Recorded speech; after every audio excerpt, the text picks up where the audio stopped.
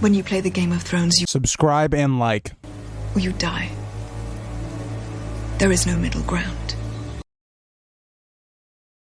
So guys, I did want to point out there will be a timestamp in the comments, and I think it's going to be around 9.5 minutes, but I go pretty hard on some honorable mentions, so my actual top 25 does not start till about 9:30 again. I'll have a timestamp in the comments for you guys to press if you just want to get straight into the top 25, you don't want to hear any honorable mentions. There was a lot of scenes I wanted to talk about, and a lot of ones that didn't make the list that I felt like needed to be said on why they didn't make the list. But yeah, I hope you guys all enjoyed the video, and let's get into it. All right, hello YouTube. Welcome back to the Grease Goblin Jr. channel. Today's video, I wanted to do a video that was very similar to Supercuts Delights. This video is completely inspired by his video, and so I will be having a link to his channel to watch his top 25 scenes of a Game of Thrones. But I decided that I wanted to do my own because I watched it and I was like, there's a couple scenes on here that I would have put in there that he didn't put in there at all. So I found that very interesting, just given the different takes that people have on the best scenes of a Game of Thrones and maybe why some are better than others and all of that. And I think in his video, I think he focused, I guess, a little bit more on the actual production value, like visually, and I guess the choreography and what went into certain scenes that I will not have in mine. I'll just be straight up. And if they are on mine, they will be quite lower, because the way I want to do my top 25 is the writing good? So are we either getting really good dialogue? Are we getting action scenes that are making logical sense? And they are, really good and entertaining to watch, but also, again, having that element of realism, as in like this would happen the way it's happening, or it could happen the way it's happening. Whether that's, again, also taking into effects the music or what was being shown on screen. What is the impact of the scene on the entire show? Like, what's its significance? How does it impact the rest of the story? Does it change the atmosphere of what's going on? That's a really big one for me. Like, how would this change the story, right? Like, are we going to have people reacting to what has just happened? Is it something that's huge for that plot line? And so all of that is going to be kind of wrapped up into my top 25. And I'll kind of explain as I go why I really enjoy each one. Or maybe I don't enjoy them, but they are just so good of a scene that I have to. There's some on here that are going to be some tearjerkers. There's going to be a lot of tearjerkers on here, but yeah, so let's get into, again, my top 25. But I did want to do some honorable mentions. I thought Jon Snow killing Janos Slynt was a really nice moment, because it's something that we see foreshadowed throughout the entire first part of the show. And Janos Slynt being this villain, he's involved in betraying Ned. It's a really good payoff. We see Jon having to kill the boy and become the man, asserting his will as the Lord Commander. It's one of his first actions as Lord Commander. And even the just subtle, like, nod of approval from Stannis. This is a scene that's completely taken straight from the books. It's one of my favorite moments for Jon in A Dance with Dragons, and I think it's executed quite perfectly, right? Seeing how Janos Slynt's always this big guy and, acting like he's so awesome. But then we have scenes where, like, oh yeah, during the battle for the wall, he's hiding. Or here, it's that flip to cowardice when he realizes, oh, he's going to die. So, yeah. This one is going to be, I think the next two are going to be quite big surprises, because Supercuts Delights had them quite higher up on his list. It wasn't like, I don't think they were in his top 10, if I remember correctly, but I have the Battle of the Bastards in an honorable mention. The reason that they're not on my top 25 is because the battle doesn't make any logical sense whatsoever.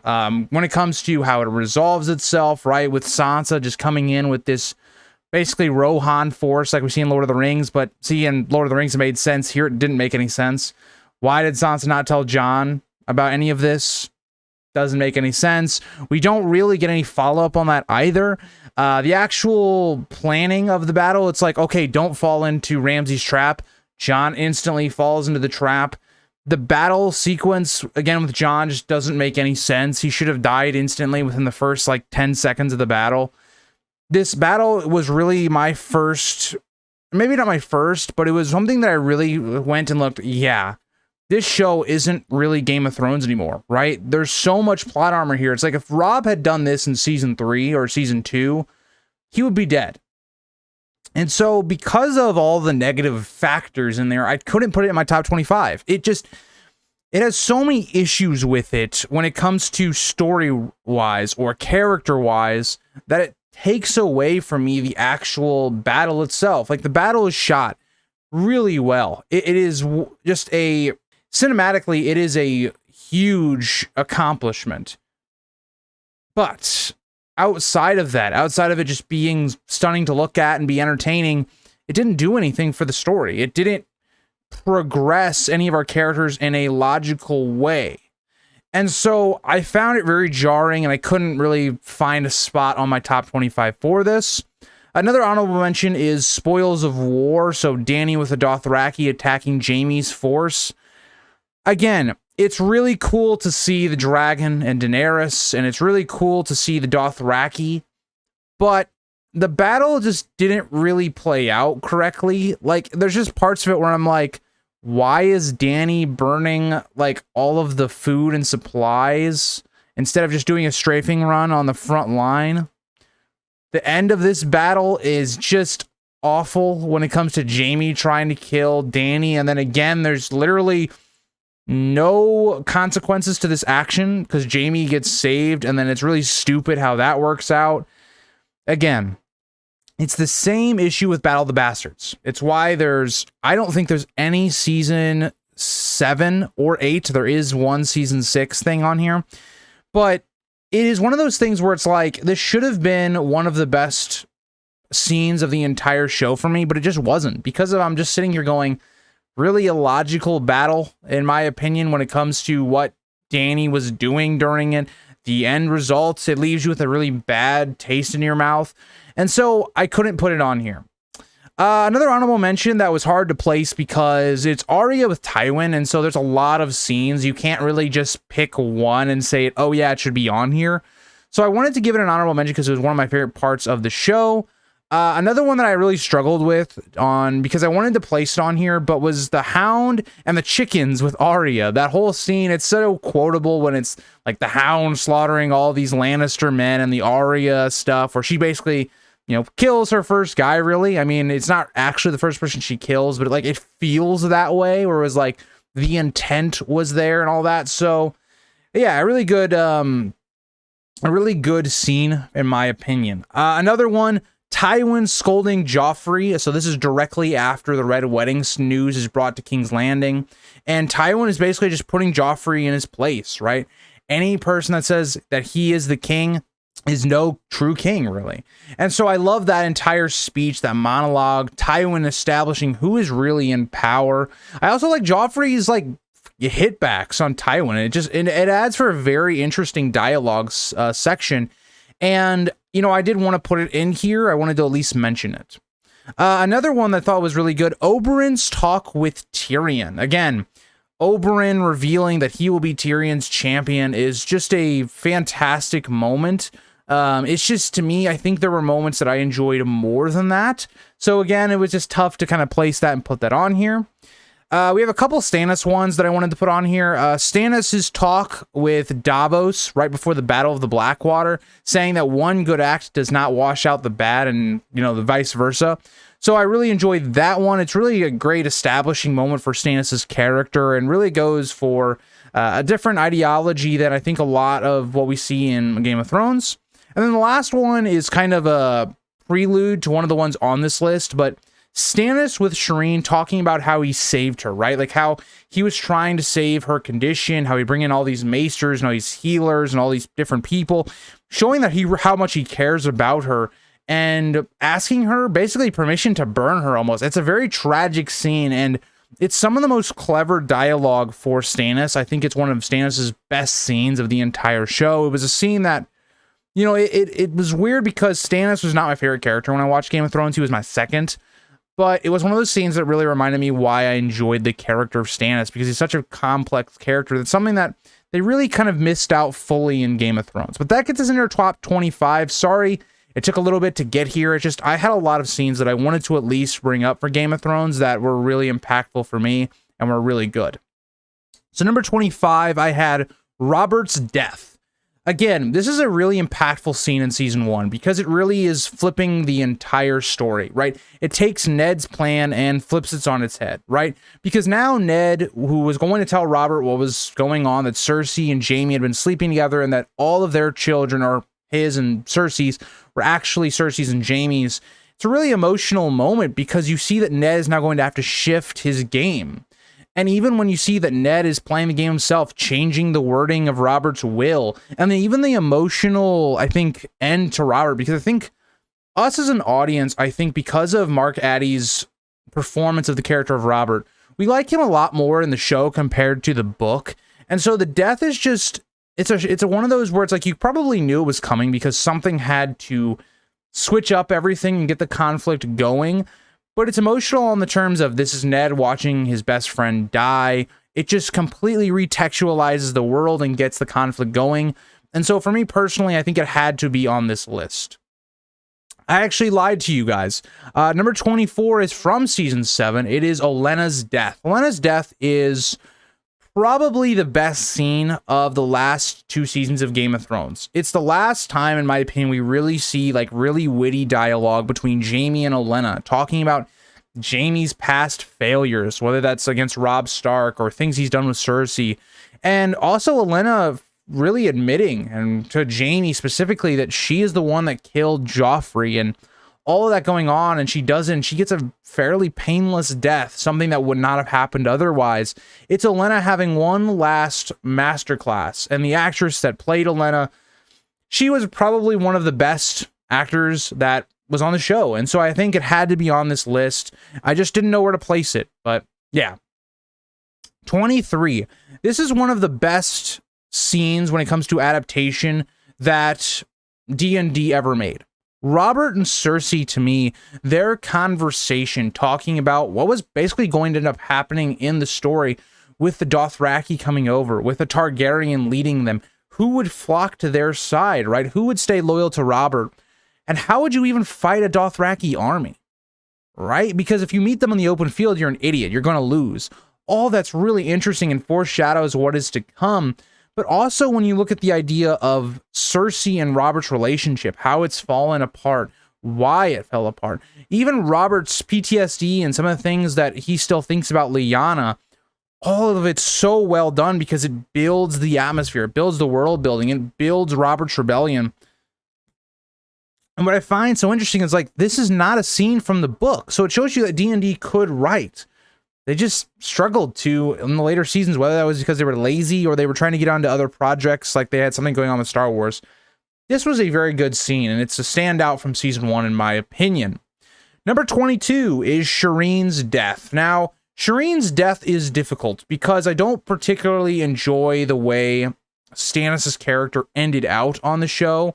And I'm not sure if Stannis, especially I don't think in the book would ever do this to Shireen, but I think in the book, given the way he was depicted in the show, this actually did make sense.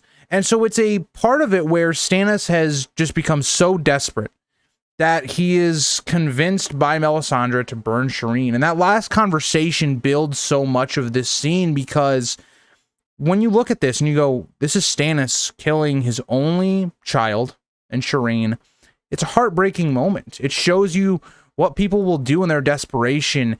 And I like this scene. Well, I don't like to watch this scene, but it's a scene which I felt like when I was in season 5, when I was watching season 5, it felt like we were still in Game of Thrones. Like, I don't think anybody that hadn't read the books expected this. And even I think people that were book readers didn't expect this either, because again, it was something that's confirmed by basically George to D&D it was going to happen. It's just, I think it's going to be different in the book, but it's the shocking moment of seeing this innocent, one of the probably the most morally good characters in the entire show, even the book as well, dying in the most excruciating way possible. And in the end, it's all for nothing. And again, I hate the way Stannis goes out, but I thought this scene was very impactful, was very emotional. It had all of the beats of what made the earlier seasons so good. And so when you have this with Jon Snow's death and a lot of the things that happen at the end of season 5, this is one of those moments I think it's a standout moment to say this was still Game of Thrones, it's just its quality dipped a little.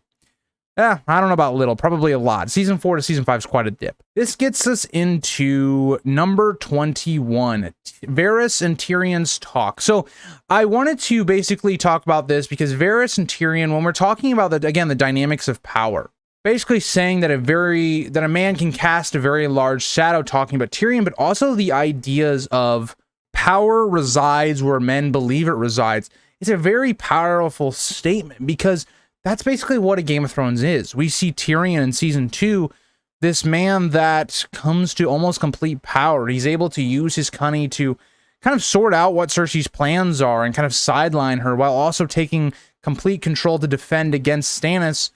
And so I love this because it paints the theme of what a Game of Thrones was. We see this with Tywin and Joffrey in the honorable mention scene that I put. Tywin's the one in control of all of the gold. He's the one in control of the Lannister armies. He's the one with all the respect and fear. He is really the power of King's Landing and keeping Joffrey on the throne. And so I really enjoy what this has for ripples effects on the Lannister family, but as a whole.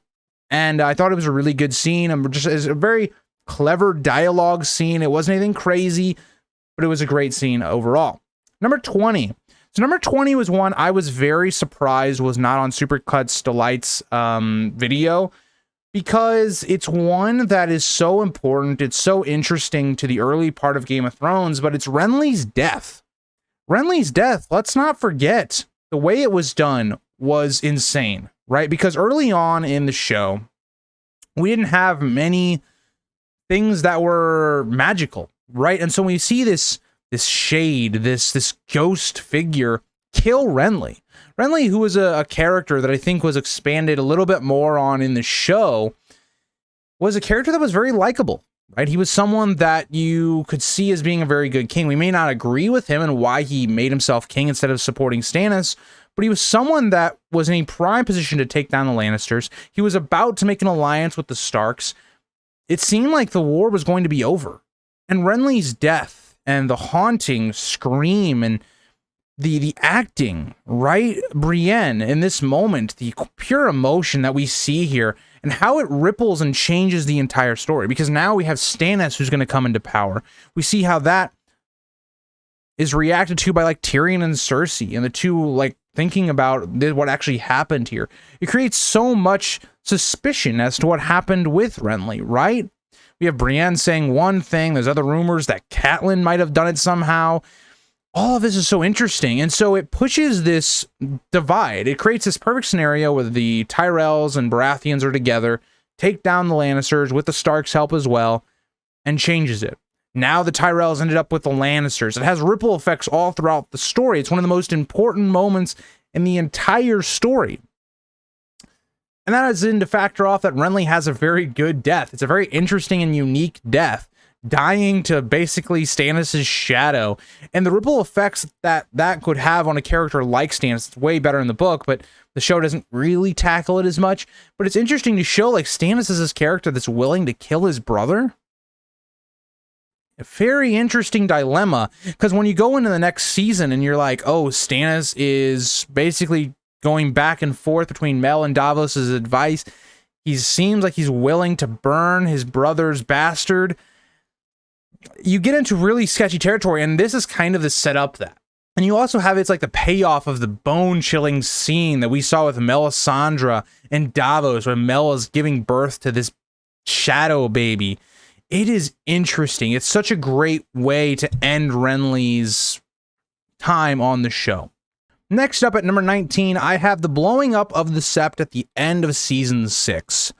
Again, it's almost similar to the Battle of the Bastards and Spoils of War, but I think it makes a bit more sense given everything going on. The one thing that I will complain about when it comes to this scene is the repercussions afterwards are not as great, right? Like there's no outrage by the people.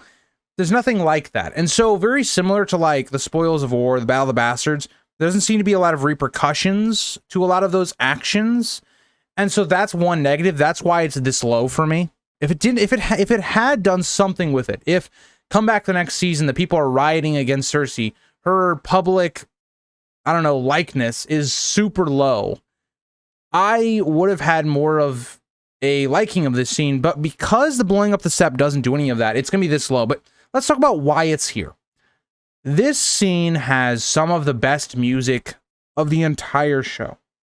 The music is something that it's this slow build up and it keeps going and it keeps going. When it finally hits that end part where the sept is about to blow up and it blows up, it's just this explosion of music. It plays so well into what we're seeing on screen, and the visuals are just insane. You know, we see Lancel slowly getting to the candle, and we then see Marjorie, who's the smartest character, it seems like, and she's realizing something's wrong. We need to get out, but she has no power because the faith are just so strong. That's one of the issues that goes on later, is that the faith just goes away. But in this moment, the faith have them trapped. They cannot leave unless the High Sparrow says, yeah, we're good to go, let's leave. And we see this all blow up in their face. We see major characters die. Marjorie, Mace Tyrell, Loras Tyrell, Kevin Lannister, the High Sparrow. These are all major characters and have played a pivotal role in Cersei's character arc up until now. And to see Cersei outplay them all and destroy them while having this look of satisfaction. But then it's not even over. We see Tommen, because, you know, this woman that he really likes, and seeing how he's not ruled very well up to this point, and his mother killing them, he loses it and kills himself. Repercussions to Cersei's actions, at least there is some. There's not as much as we would like there to be, but we do have some. And so I love the way that this scene goes down, the way it is visually. It makes logical sense as well. We know that there would be some wildfire underneath the Sept of Baelor. It makes logical sense from what we've been told with the Mad King and what he was trying to do and what Jaime has told us about that event. All of that makes logical sense. And so I thought this scene played out well. I just think it's lower down here because some of the logic just afterwards didn't really add up to me. But that'll get us to number 18. Dany getting the Unsullied. Again, fantastic scene where we have Dany finally taking power. We haven't seen up to this point her really establishing herself in a position of power. Because season 1 was a lot about Drogo's power and how Dany can manipulate that. By the end of it, her getting the dragons, there's not much of a Khalasar left. Season 2 is a low point for Dany, kind of building up to our season 3 journey.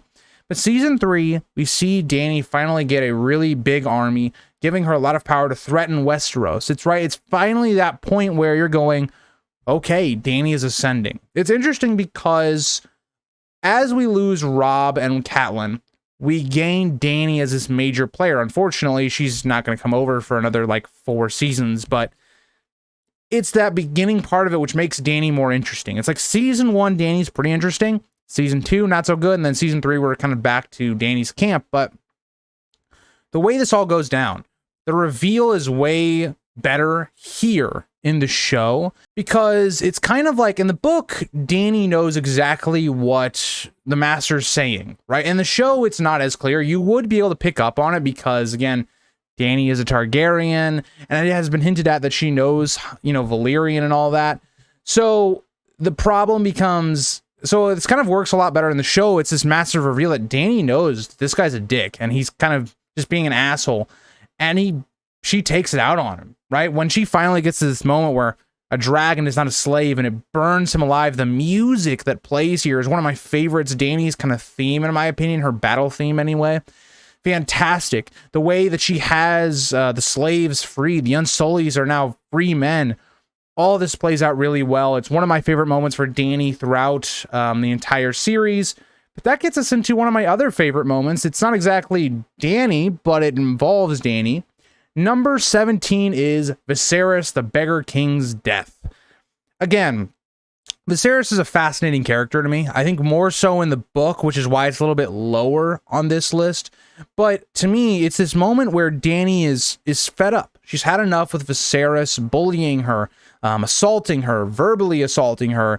He's done all this stuff to give Dany a lot of trauma. Early on in the series, that's why she is kind of so nervous and shy, because of the way, Viserys has been. And this is Dany finally having enough. It's her growing as a character and having that confidence and becoming her own person. And the way this is done, Jason Momoa's acting is just fantastic here.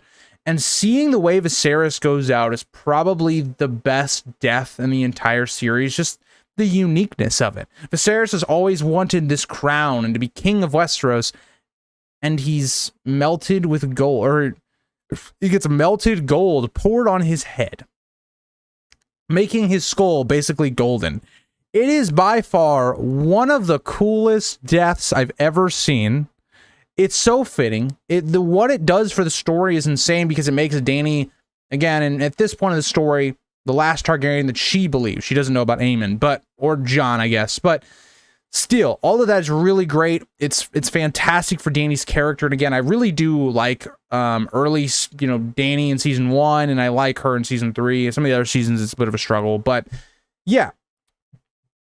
Number 16 is really unfortunate because I think this death had the potential to be one of the biggest moments of Game of Thrones. And at the time it was, but because again, it's very similar in my opinion to like the blowing up of the Sept, but Jon's death at number 16, it's one of those moments that hits you really hard, right? It's just another one of those things where it's like, oh shit, this is still Game of Thrones at the very end of season 5. We're willing to kill Jon. It was something that blew up the internet culture as a whole. It was one of the biggest questions, is Jon going to come back? And during the time, I think it was not as cut and dry that he was going to return. Like, I feel like if you're a viewer now and you watch all the seasons back to back, it's pretty obvious he's going to come back. Like my friends that watched the show with me, just rewatching it first time for them, they knew Jon was probably going to come back. But I think that during the time, it was something that was just so... It was amazing because it almost made you forget about season 5, like how bad some of the stuff in season 5 was. And so I have Jon's death here because it's so emotional the way he goes out for the Watch. These men have, betrayed Jon, and Ollie being the one to, put the last dagger in Jon is a really impactful moment. It's the person that at one point was really close to Jon, betraying him, and it's not as good as the book, right? Again, we can all agree on that. In the book, it's more emotional as people are crying or tearing up, killing Jon. And it's more that they feel like he's betrayed the Wall. And it's, customs, it's vows, it's oaths. Whereas in the show, it's a lot of people that just don't like Jon, as well as he has isolated the people that do like him as well. But that gets us into number 15. And number 15 might be a little low, just because I have never been the biggest Hardhome fan. I think it's a very good episode. I think that people have every right to really love this episode and this sequence, but to me, it's just never been my favorite. I think I was just more invested in other plot lines, but again, Hardhome is fantastic because it's the introduction of really what makes the White Walkers so evil, I guess, or what makes them so intimidating, right? Watching the Night King basically stare Jon down as he basically rises up all these people, right? It felt like this whole battle, they killed all these White Walkers, or not the White Walkers, but the Whites, the zombies, and just watching him bring them all back up. It's just this intimidating thing where it's like, you can do whatever you want, but all I'm going to do is keep raising up your dead and using them against you. It's this crazy moment. And I think another amazing moment of Hardhome is seeing Jon's sword, right? Actually deflect a White Walker sword. And the way even on the White Walker, he looks shocked that that was even possible.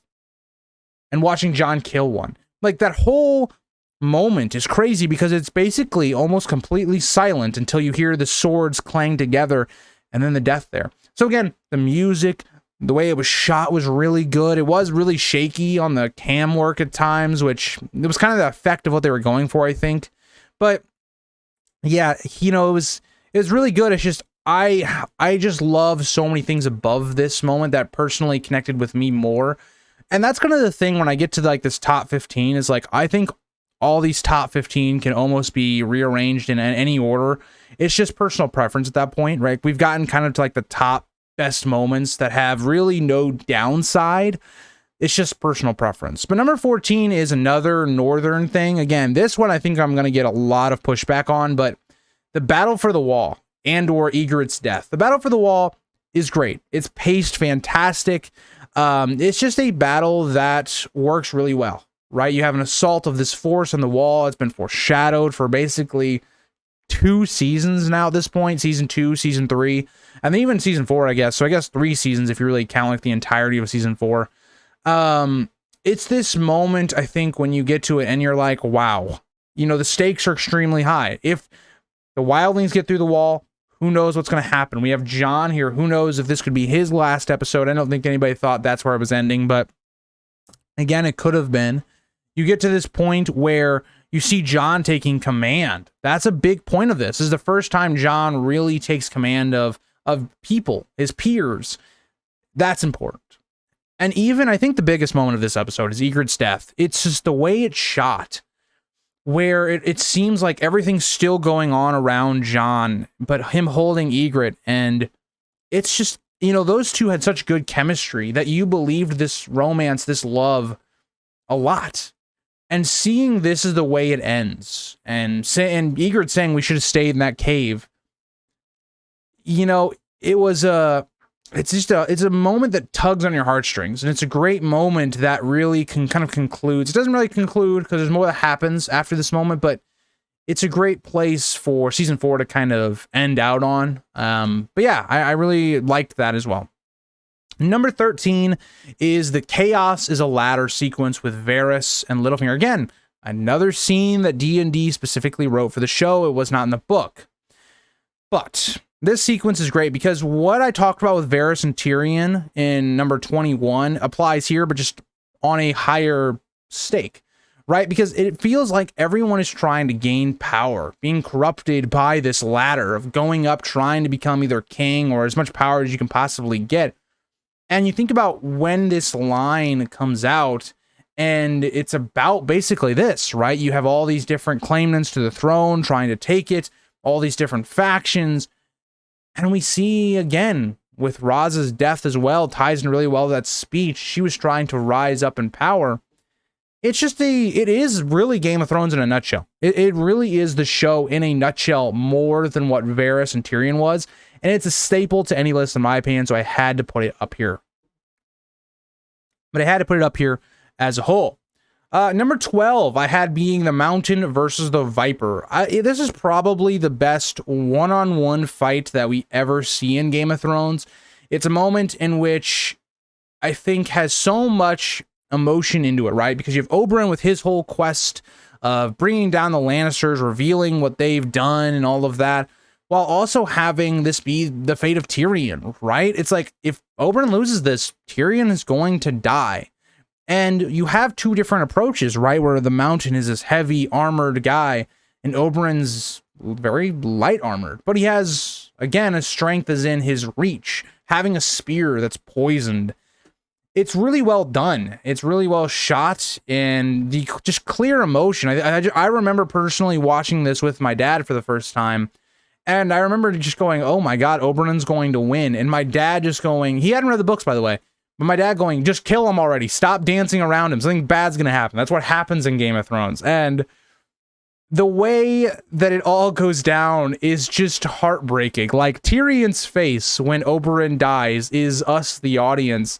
So it's so well done. The emotion, it has everything there. It has stakes to it, right? The Dornish are now going to start plotting to take down the Lannisters, and that was done horribly, but it still does have the consequences that do end up happening.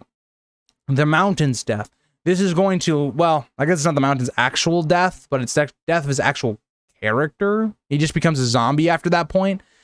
We see, again, this is going to lead to Tywin's death. There's just a lot of things that are really important in this moment that I thought had to be in here for me personally. Number 11, I have as King John / R + L = J. I combine the two just because there's no real point of separating them. But again, for me as a fan of this theory, I really do love R + L = J for John. Seeing this get revealed, and I can imagine if you're a book reader, seeing this finally paid out on screen, we may never get, if this is confirmed or denied, depending on if we get wins or if it's even in wins. But seeing this come to fruition at the same time in which we see Jon becoming king, right? And so this transition is one of the best transitions of the entire show. It's one of my favorite transitions ever, is as we're seeing baby John's face and this promise that Ned has to give to Lyanna, and we see a close-up of John's face, and then it transitions into John's actual face in the normal story. Wow, it hits like a truck. It is one of my favorite moments, and again, it shows D&D knew how to do certain points of the story.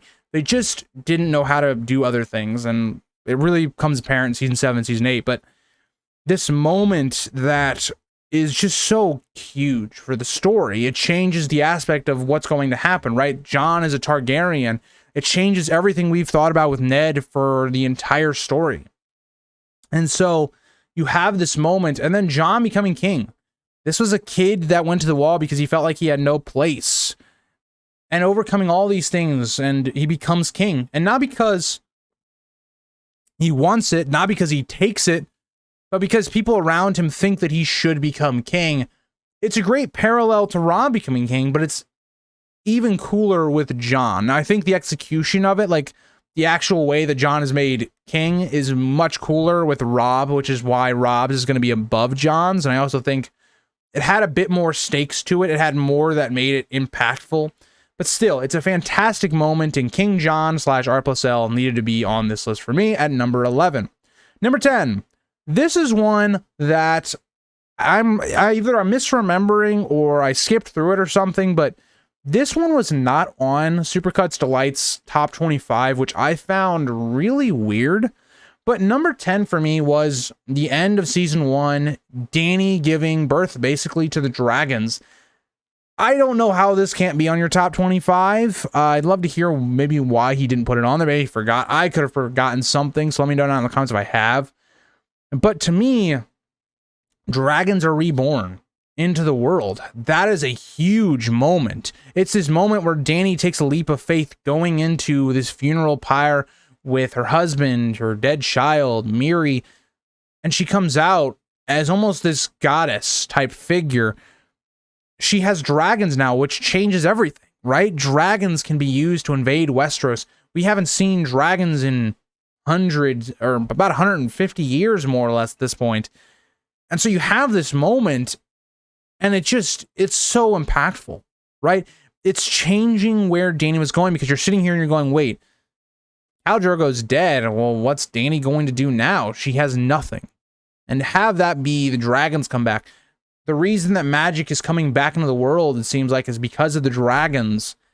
It's a moment that's really well done. It's really shot. It's a really awesome reveal at the end of season 1. And it's by far one of Dany's best scenes, if not her best. And yeah, that is number 10 for me. Number 9. Number 9 is a personal favorite for me. I could see people having it lower on this list, or maybe not even on the list. I think that'd be a shame, but you know, I had number 9 as King Robb. I remember this being one of my favorite scenes, especially early on in the show. It's this moment that there's so many feelings going on. There's so many different ways to look at this scene, because on one hand of it, you're going, hell yeah, the Starks should be their own kings. It's all these people making Robb their king. It's not Robb forcing himself to be king or anything like that. And I'm going to say it. The Great Jon's speech is so well done. It builds the atmosphere, the tension. And this soundtrack, by the way, that we see with King Robb is probably top 2, top 3 favorite soundtracks of the show. The way it just gets into that big moment where we have the King of the North and all these people that are pledging themselves to Robb. And in this moment, you see this is a really great thing for Robb. It's really awesome. But then you think about it, right? You go to Catelyn's face, who's trying to be happy for Robb, but she sees what is bad about this. Robb is basically now being isolated from all potential allies. And what is Robb going to do? These people are making him king. What is he going to do? There's nothing he can do at this point. But it's the thing that in a lot of ways kills Robb's campaign, because it isolates him from having any real allies, right? And so that's the biggest thing, but it's just so well done. It's so well shot. The music's fantastic. The emotional weight it has, what its impact on the story is going to be. It's Jon and his scene, R+L, but just done better and having more consequences, having more things that come with that crowning. Number 8. Number 8, I think, could also be higher or even lower, I guess, but I thought Ned's betrayal, right? It's this moment in which it's the culmination of all of season 1, of Ned trying to figure out what's going on, and he's found all this information that the Lannisters are basically tricking Robert, and they're doing all these bad things, and Ned basically having to lean on Littlefinger for help because he has no one else to really turn to. And it's him making his last gamble or play, and it backfires. Or Littlefinger telling Ned that he did warn him not to trust him. It's the Game of Thrones at a T, right? And it's just this powerful moment to me that needs to be on this list for me personally, because it's really the point of the story where you go, wait, what? Ned is gonna lose. He's in prison now. And it sets up all the events to follow, right? Robb coming south and all of that. And this war is starting to break out, right? Because Renly has left the capital. Stannis is preparing for war. It's a huge moment. But that gets us into number 7. Number 7 to me is the Purple Wedding. Again, how can you not have Joffrey's death pretty high up? It's one of the most satisfying scenes, but the build-up to this scene is perfect. The way we see Joffrey antagonizing Tyrion, we see it building over and over again. We feel so bad for Tyrion that we want Joffrey to just fall over and die, and he does. We see again this joust between these people that infuriates Tyrion, but it's meant to. It's meant to paint Tyrion as the bad guy. And when we see Joffrey finally die, it's horrifying. It almost makes you feel bad for Joffrey in a really weird way. And then to see Cersei's just growl, her yelling for Tyrion and her anger and sadness, it just culminates in one of the most interesting, best paid off scenes of the entire show. And for me, it's just one of those perfect masterpieces that D&D was able to put to screen. Number 6. Number 6 is almost the same vein as number 7, being like the Purple Wedding, but Tywin's death. Tywin is really the big bad, right? Joffrey is the one we hate the most, but everyone recognizes that Tywin's the one with the most power. He's the person really pulling all the strings. He was the one behind the Red Wedding. He is the real power behind the Lannisters. And so his death creates a massive power vacuum to follow. It creates all of these different elements of the story.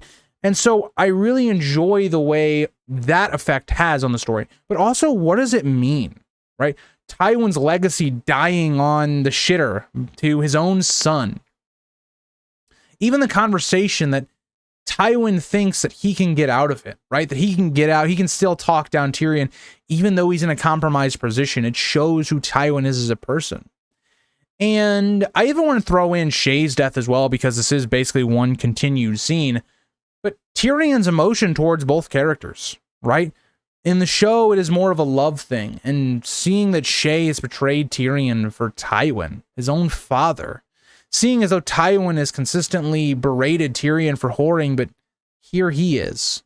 It's Tyrion realizing how similar he actually is to his father, but how awful his father has treated him from day one. Now, this scene hits way harder in the book because of the Tysha stuff, with this reveal that Jaime was lying the whole time about what happened to Tysha. And I guess what was going on there.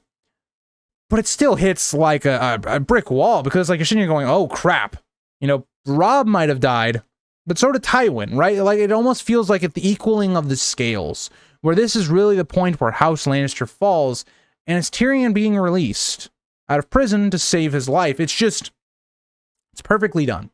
I have a little bit minor gripes with the Tysha stuff, but you can't disagree that this is one of the best scenes of the show. So this hits our top 5. Again, I think, to me, personal preference, but I do think these top 5 all should be in there.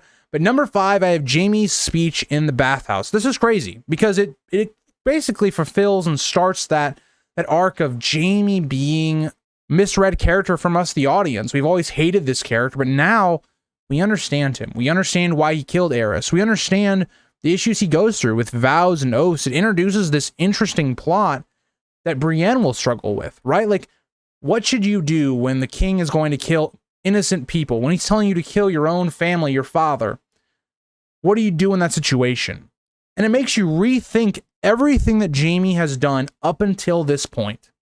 It is by far Jaime being one of the best written characters of all time. And it's so well done. And so you also see Jaime at this point where he's a broken man. He's lost his hand. He's lost his identity. And it all really works really well in this. So I wanted to give it its flowers. It deserves to be here. I feel like it's in everybody's top 5, but it deserved to be here. Number 4, this is the best acted scene of Game of Thrones. Tyrion's speech when he's on trial, when he's just had enough, he's been fed up. He's been betrayed by multiple people at this point. He's watching his people lie about what he's done.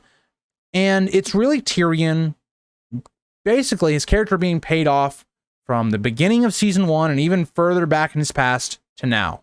People treating him like less than, people treating him as just this evil imp character, him never getting credit for any of the things that he does, for being someone that, again, saved King's Landing. Even though Tywin was on his way, the city would have fell long before they got there if it wasn't for Tyrion. It is by far the best acted scene when we get to Tyrion's actual speech. Peter Dinklage, you can tell this comes from a place of real life, right? You can tell that he resonates with this character of Tyrion and the things that is being said. The way he enunciates his words, the way his facial acting works, even in his stare down of Tywin to have this trial by combat. Even in us, the audience, we're sitting here going, trial by combat opens up an interesting door, but how's that going to go? Who's going to fight for Tyrion to make this actually interesting? And so, by far, it is one of the best scenes of a Game of Thrones, and I have no problems if you put it higher. Number 3, I have Ned's death. I think I put Ned's death up in this top 3 because it's what started it all, right? It's what starts the major conflict, really. There's no coming back from war at this point. Seeing everything through Ned's eyes as he's dying, and the music completely cuts out. It almost goes silent as Ned has to comprehend he's going to die. It was him giving up his honor to live for his daughters and hope for their better treatment, and to still end up dying. It's this massive thing because Ned is by far the main character of season 1.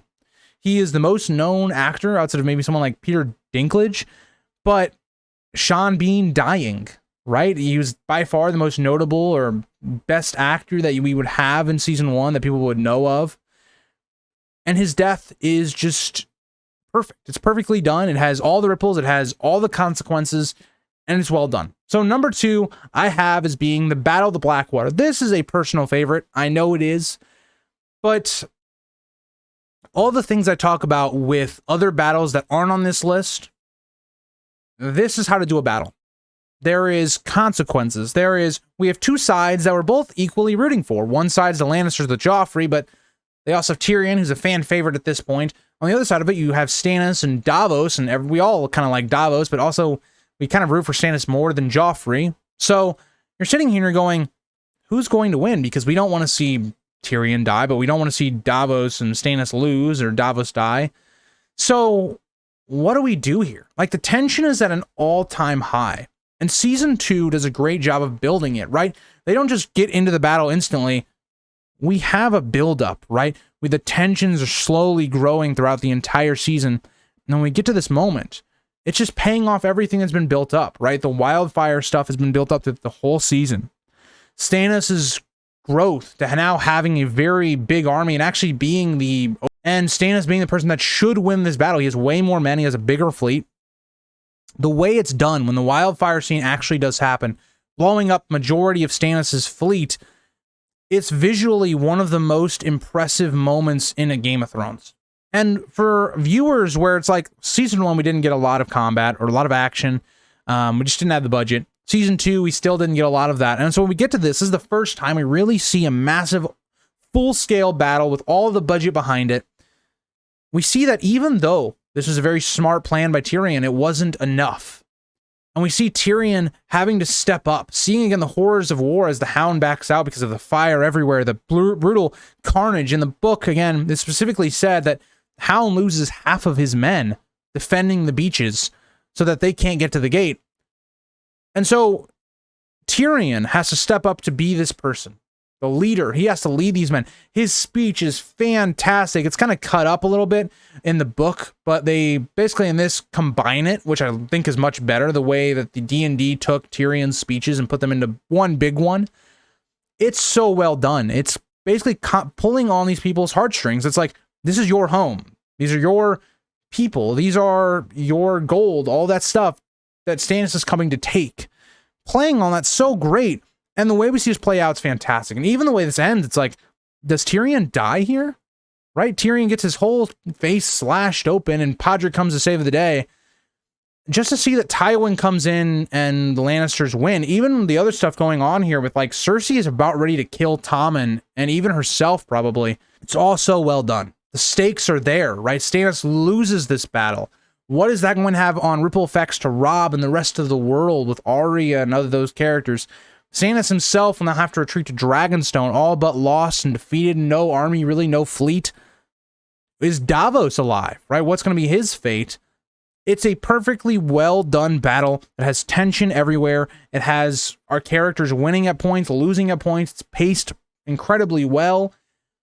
And that again is going to get us to number one. I think everybody watching this video that knows me or has watched videos of me in the past knows what number one was going to be.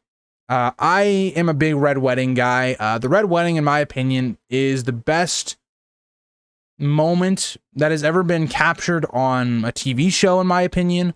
I think the book is probably the best chapter ever written. Again, I haven't read all the books, but of the books I have read, it is by far, in my opinion, the best written chapter of all time. That is, again, to say that A Song of Ice and Fire is not my favorite series.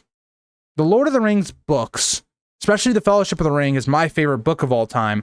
The Song of Ice and Fire series, I guess I'm more interested in. I guess maybe it would be the way I would view that. But this scene in the show, the atmosphere, the tension that's been building to this moment all throughout the season. We see that Robb's campaign's losing, but us, the viewers, still think Robb is going to avenge Ned. That's just the natural way stories work. If your father dies, the son is going to avenge him, and he's going to be the hero. Boy, was that wrong. It's a reminder of what world we're living in, or what world we're watching. Watching Robb and his wife, who is here, doesn't happen in the book. It's even more brutal in the show.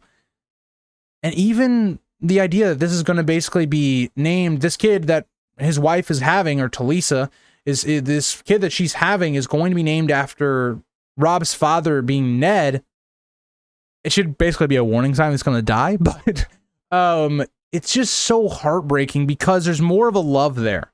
The show went with more of a love than what we got in the book, so both of their deaths here, it's just so heartbreaking. The way that this is paced, of where you're seeing this is kind of through Catelyn and seeing that, oh, we're going to get out of this somehow. Somehow we're going to get out of here. Oh, Arya is showing up with the Hound. They'll rescue our characters. Something will happen, and it doesn't happen. It's a slaughter of our main characters, but it doesn't feel like it's not earned. Like a lot of other shows, it gets that big moment, and it's not earned. You know, it hasn't been properly built up. Everything was there. We should have known this was coming, but we still didn't. We had all the warning signs, and it makes you feel stupid on a rewatch or a reread, and this happens, and it completely shifts the entire atmosphere. And I've always talked about this. I think this is the reason D&D took this show, was for this moment. I think after this moment, yes, they still cared, because season 4 is a lot about the repercussions of season 3. Another thing it does really well is the Red Wedding is an event that doesn't go away. It's not forgotten about. It comes up in the story continuously throughout the rest. It is the biggest moment of the show. It is the climax, in my opinion, of the show. And the way it's done, the way the music is with the Reigns of Castamere, the way the acting is done, Michelle Farley, or Fairley, however you pronounce her last name, gives one of the best performances of the show. I think Tyrion's speech is better, but this is, very close as well. The scream that she gives when her, son dies is one of the most haunting things I've ever heard. I physically remember watching this for the first time, and I was, in a chair that we have in the kitchen. I was very young at the time, right? I was watching this either first year of high school. So for those of you that don't follow the American system, it's like 14, 15, or even younger than that. And watching this, I remember just doing one of these, just like going straight down the chair because I was in shock. Right? I remember one of my biggest things was when I watched this was like, well, we still have Stannis. You know, he may have lost, but we still have Stannis. We still have Daenerys. This is right when she was getting, you know, her power. She just got the Unsullied. It's just one of those moments where Robb Stark was my favorite character of the show, and he's my second favorite in the book. It was a moment that completely changes the show. And that is my top 25. I hope you guys all enjoyed. Let me know what your guys' was, or what your guys' list would be. If you guys think I should have put anything on here, or something shouldn't have been on here that was on here. And I'll see you guys all in the next one. Bye, guys.